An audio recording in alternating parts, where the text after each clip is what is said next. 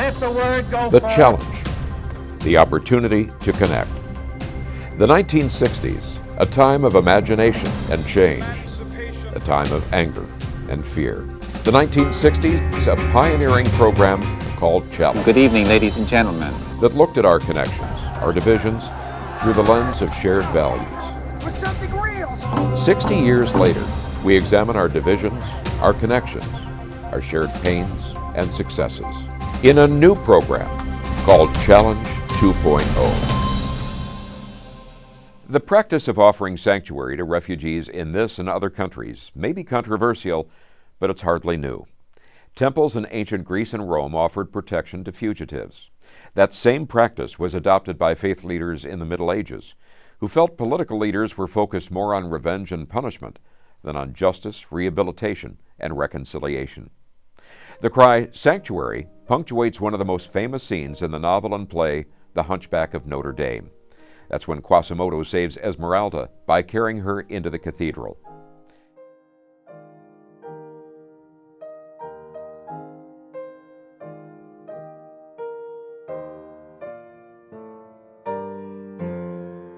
Now as then, the practice generates strong emotions and strong opposition. In this episode of Challenge 2.0, we visit with Seattle Lutheran pastor Joanne Engquist, who is an advocate of the need for and the practice of offering sanctuary. So we'd like to welcome Pastor Joanne Engquist. Joanne, thank you so much for agreeing to join us on this important issue. I understand that you've been at Gethsemane since 2011, is that correct? That's right. And before that, you were in Massachusetts and Maine, and you taught at Harvard Divinity School. So that's correct. You've had a very interesting and broad-ranging career. Rural, city, education.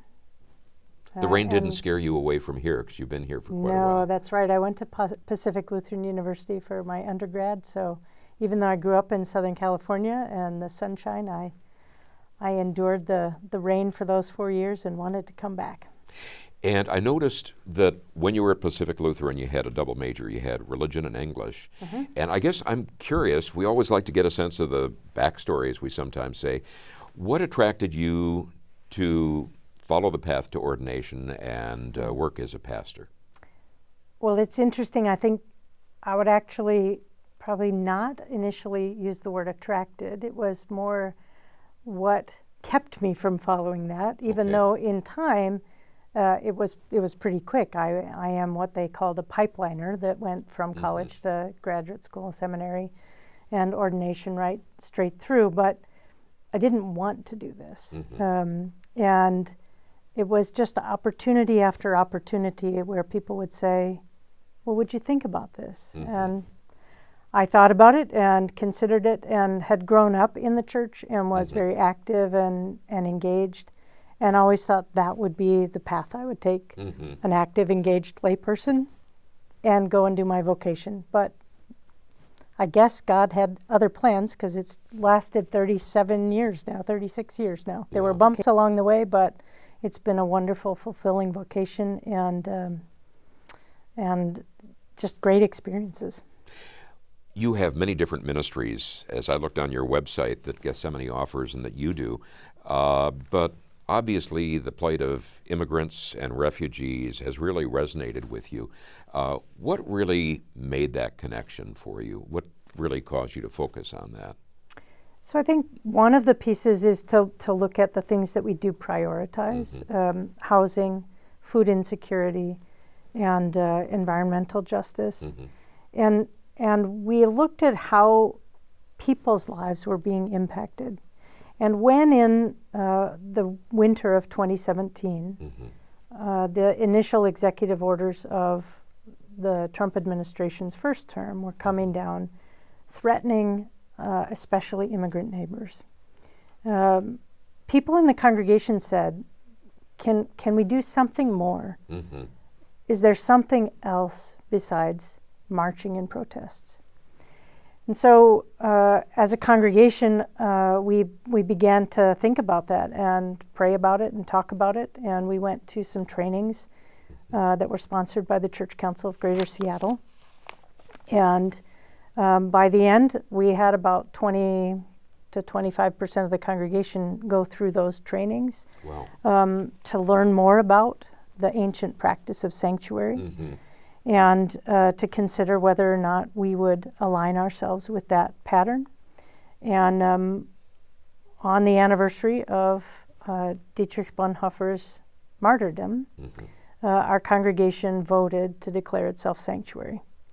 And it was a pretty significant moment because it was also the start of Holy Week that year. And I remember having a little bit of an anxiety attack the night before. What if we haven't done all of the work that we need to do? Right. What if there are people asking questions in their living rooms that they haven't brought to the congregation's table? And I had this little panic of, this is going to be a memorable week. How do you do this right before the worship service? Mm-hmm. What if it fails? And of course, it didn't come anywhere near failing. It was Right. 98% or something like that voted in favor. And the dissenting votes were actually out of concern for my well-being, and my spouse is also a pastor, and for whether or not we had the resources, mostly human, to be able to tackle this. It wasn't that they didn't believe that we should do it or that they were opposed to it. Did some stay home and not vote? Maybe. Yeah. But we had a very clear commitment. Because that brings up an interesting question, and that is in any church or institution's experience, is it something largely driven by the leadership? Is it by the membership? Or is it a collaboration of both? And it sounds like it was really both in your case. Definitely a collaboration. I probably had more to do with the timing, that I was willing to risk doing that on Holy Week, and on the brink of Holy Week, to say this is the center of our church's faith and teaching, and there is an immediate concern, Right. an urgency to our action. How about we put these things together? And it was beautiful. Did you have an experience basically that generated a bit of an emotional tug on you, that just deepened your resolve that this is something not only that you need to do individually, but that your church needed to do as well? Well, I think one of the pieces that came to the forefront for us was watching our, especially Muslim siblings, be, for want of another word, targeted by the administration, and the bans that were being created had us suffering with them, not just observing it and noticing, oh, this is a tough political moment, but Right. but really embodying the Christian teaching about incarnation. And if we are all the body, and one part of the body suffers, we all suffer. That became really important. And I remember there's one sign from one of the protests down at the airport where my spouse, in clergy garb, was holding up her sign that said, "My body for you." Now that's language that we typically use in the Right. Eucharist in the Christian community, right? My body for you, my Muslim neighbor. This is a sense of connectedness and shared support that I think really helped to galvanize the community to say, it wasn't that we needed to respond because these are other Christians being harmed, but because we are Christian, we help. Like, it isn't about serving the person who's like us. It's about digging deep into our own identity. The issue of who is my neighbor, Right. not just And one that looks like you or acts like you. Exactly. And it debunks the myth of we only work for the good immigrant or whatever. Like, just blow those apart and say, who matters? Everyone. And you made that point. I saw one of your posts, and it drew a contrast between the actions of ICE and those that have allied themselves with ICE against immigrants and refugees versus the Trump administration's open arm embrace of South Africans, whites. Right. And I wonder if you could unpack that a little bit about How did that strike you? What do you think are some points that people need to consider about that? Well, I think one thing that was really interesting for me when I saw that headline coming across in the papers and in social media was I had recently been traveling in Africa, and my visit to South Africa was eye-opening. Mm-hmm. When I had been back at PLU was during the time that I was cutting my social justice teeth, learning about my emphasis in religion was on Dietrich Bonhoeffer. Mm-hmm. My practical experience was in protesting on anti-apartheid. Mm-hmm. So those things came together. And then to have been so recently there and experience a segregation that still continues. Mm-hmm. Many reforms have happened. There is still a long way for Right. South Africa to go. And to realize that that our government could actually look and say, well, these are the kinds of people that we're going to say are suffering, Mm-hmm. who are actually more often than not exclusively, but more often than not, have been perpetrators of violence against others, Mm-hmm.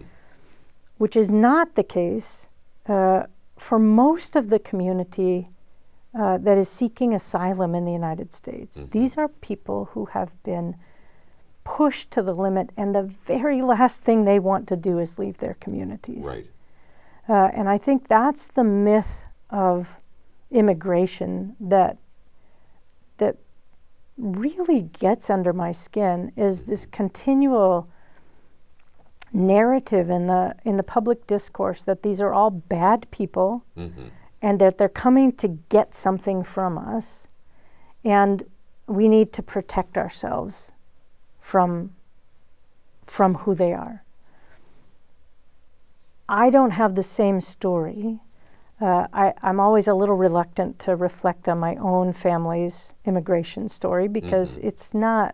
it was economically difficult to leave Scandinavia. Right. I mean, it was a hard time. There was hunger, and they left. But the United States at that time flung open the doors and said, "Here, you need a section of land. You can homestead this." Mm-hmm. And these. There wasn't anything any better about my great-grandparents than my neighbors who are coming today. Right. They're seeking to build a better life for their families. They didn't want to leave their home. And I think that piece really needs to get clearer Mm-hmm. in the public's understanding of what's going on. You mentioned that myth. Do you think there are other myths that are sort of infiltrating people's minds and thoughts and hearts that need to be corrected that you'd like to share with us? Yeah, I think one of the pieces that I notice in conversation, particularly around the election time and now as it's kind of being revisited maybe, Mm-hmm. is the ideology that said this is a problem that the entire immigration problem Mm-hmm. is located at our southern border, and we just Right. need to stop the flow. I think that part of what that problem, that narrative creates as a problem, is that it makes it way too easy to say it's those people, Mm-hmm. not my neighbor. Earlier today, I was at a cafe in Edmonds having breakfast, and it was very clear that at least half the staff, even in the Mm-hmm. front of the house, had recently come to the United States. They are our neighbors. They are in our community. They are wonderful participants and presences in our schools, our churches, our coffee shops. Mm-hmm. And there's some myth out there that says, oh, well, no, we don't want to take them away. We're only talking about these bad people at the border. immigration reform needs to happen, and that's been true whether we were talking about Barack Obama in the White House or Joe Biden or the Bushes, like you across the board. Right. We've needed that. This administration's attempt to lump all immigrants into the same category and say they're all bad people and they're all coming to take something away from us. That's a myth that I think has to be blown apart. As we look at places such as your church, Gethsemane, that have chosen to become sanctuaries, maybe unpack that for us a little bit. Tell us exactly what is a sanctuary, what's the background of it, and what does it involve both for the group that offers it and then also someone that seeks protection through that. So there's a very broad and deep, complex narrative around sanctuary. And I can't do it justice in a few minutes here. But what we know is it has ancient roots in the Jewish tradition and in early Christian communities as an opportunity for a faith community to come around individual, usually, or group of individuals, to provide what I've come to think of as a pause. Just slow down the system, usually because of an unjust accusation or policy. So in ancient times, it could be that a person was accused of stealing the fruit from the orchard, and everybody was ready to just go after this person, and like what it was to bring them into the temple and sanctuary was to say, let's everybody calm down. Let's look at the facts. Let's try and search this out. Let's see if we can come to a better conclusion. Over centuries, then, it evolved in ways that the Christian community, took in people who were being persecuted at times and said, we need to care for these people who are vulnerable to unjust policy. What our congregation understood was to vote for sanctuary in our case was to commit ourselves to being a place of refuge for people who might be unjustly accused or tried on unjust policy. To create that pause, to say, how do we care for this person and make sure that they have all the due process, to use the legal pieces. It's not our take on it. I mean, that's not exclusive, but how do we care for that person's needs? While also advocating for changes in policies that will be more just and working for a change in the local system as well. So we didn't want to create something that just said, we're not hiding people. We were very public about it. The day after Jose Robles came into Sanctuary at Gethsemane in 2018, we had a news conference and told everybody why we were doing it and explained the policy that was, in our understanding, not fairly being applied. He had a legal remedy opposing the deportation, and we proceeded through that. What we've found in Western Washington and our wider region is that faith communities have typically been willing to step up and say, we'll build a network together. Gethsemane Lutheran Church could not have been sanctuary all on its own. We needed many other congregations and faith communities across the religious spectrum and with people of goodwill who were not coming from faith communities. It also was represented in that moment that there were congregations who were very interested and supportive and willing to help without being public.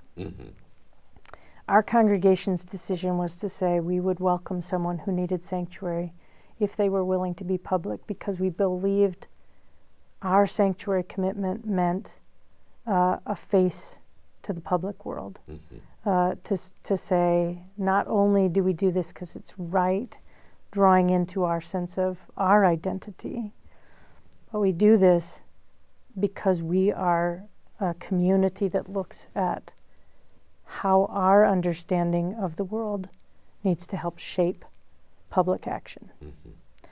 It's not going to be every faith community's approach. You mentioned somebody in 2018, and I don't know if you've got someone physically in residence right now. No, we don't. But when that happens, what does that look like in terms of the experience for your church, and what does it look like for the experience of the person who says, I need to seek sanctuary? So at this particular juncture, we have not even said we are able to receive anyone. Mm-hmm. What our congregation has in fact committed to is freeing up more of my time to be able to go out and talk with other churches who are considering providing sanctuary to help them understand from our lived experience. It's a pretty small group of churches and pastors or rabbis and congregations that have been able to take that step. So we have some sense of responsibility to the wider community to say, let's talk about this. Yeah. And the number one thing I say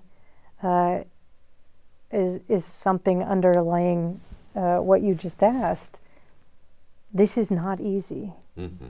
It is not easy for the congregation to do, and it is really not easy for the person who's seeking sanctuary. I think there are many people, the myth busting again, I think there are many people who look at this and think, oh, well, they're just, taking the easy way to go and be in a church. Mm-hmm. Oh my goodness, we have a really beautiful building. It's a lovely place. I would not want to be there 24/7. Mm-hmm. And for the number of months that Jose was with us, he didn't ever leave the building. To be in one building, no matter how beautiful, no matter how spacious, no matter how many people are going to come and offer you support and help, who of us wants to do that? So people, when I talk with the congregations, I'm like, you need to have teams that are willing, to do some public-facing piece. Who's going to interact with the media? Who's going to be on the legal team? Who will be on the medical team? Mm-hmm. When medical emergencies arose, we needed to get doctors and dentists into the facility in order to do that. When the inevitable mental health crisis comes, who's going to address that? How will you equip yourself? How are you going to meet the needs of the family that's not in sanctuary, the extended family, who likely has lost their breadwinner? Right. So there are financial needs. If they do have children living with them, what are the educational pieces that are going to happen? How do you see the whole wraparound services and make sure that these people will have the best possibility of thriving in a very challenging moment? In terms of the challenges for the extended family, as you say, who's probably lost their breadwinner, and just that daily contact, because do they come in and move in for part of the time as well, or how does that work, and what impact have you seen?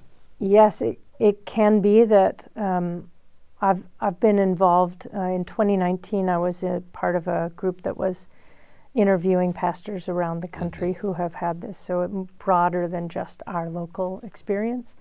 There were some places where the whole family was together, even though only one individual had a deportation order and was technically in sanctuary. The rest of the family was there. They could come and go, so that was helpful. But they still had fear.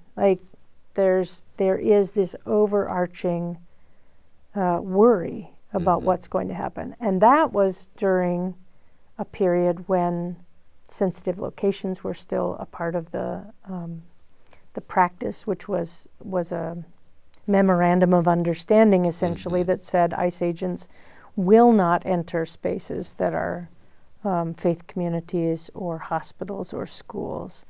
that these are sensitive locations. We won't try and capture people. That's out the window now. Right.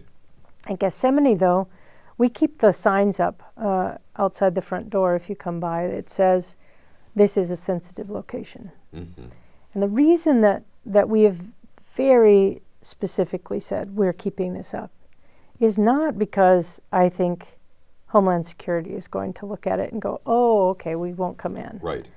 But I need to be reminded every time I walk in that door that I have a particular purpose to be a person who cares for my immigrant neighbor and their rights. And every human being in the United States of America has rights, citizen or not. Asylum seeker or person who just happened to get here without ever being seen. Every person has rights. And we need to continually work at the idea that says, how robustly do we know those rights, both as protecting another and asserting our own in protection of another.